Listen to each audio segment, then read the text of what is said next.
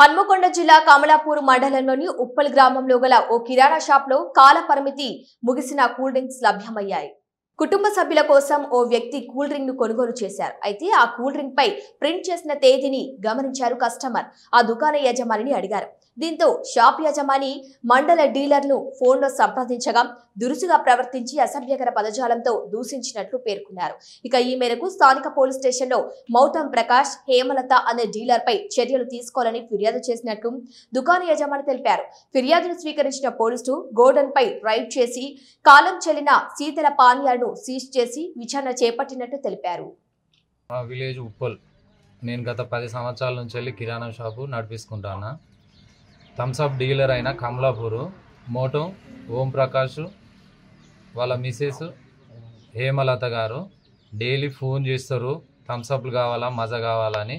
మేము ఆర్డర్ ఇస్తే వాళ్ళ వర్కర్లతోటి వెహికల్లో పంపిస్తారు. మొన్న 21వ తారీఖు నాడు డేట్ అయిపోయిన చిన్న మజా బాటిల్స్ వేసిర్రు.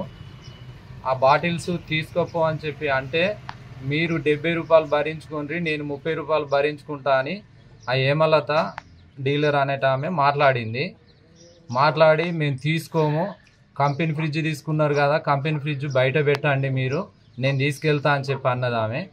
మీరు వచ్చి తీసుకుపోదురారి, మీరే బయట పెడుతురారి అన్నందుకు మీ అయ్యదా మీ అవ్వదా అని చెప్పి నానా బూతులు తిట్టింది ఆమె ఫోన్ మాట్లాడేటప్పుడు పక్కనున్న ఆయన కూడా వాళ్ళ ఆయన కూడా ఏ ఊర్రా నీది, ఎవడెవరా నువ్వు అని చెప్పి ఓం ప్రకాష్ కూడా నానా బూతులు తిట్టిండు.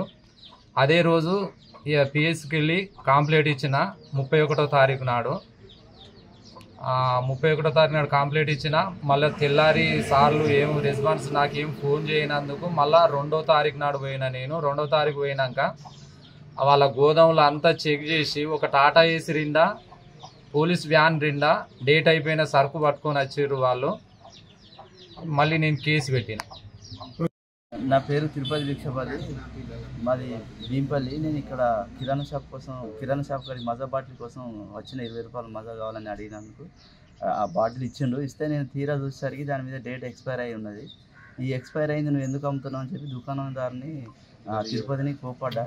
ఆయన ఇబ్బంది పెట్టి బాగా మాట్లాడి లొల్లి పెట్టుకున్న తర్వాత మరి ఆయన వాళ్ళకి ఫోన్ చేస్తే ఆమె దురుసుగా మాట్లాడినది, మీరు ఏం చేస్తారో చేయపోరి, ఎక్కడ ఫిర్యాదు కాపోరి, అది మేము మా వల్ల కాదు, అది కంపెనీకి మీరు ఇచ్చుకోరి, మాకేం తెలియదు అని చెప్పి ఆమె దురుసుగా మాట్లాడింది హేమలత ఆమె.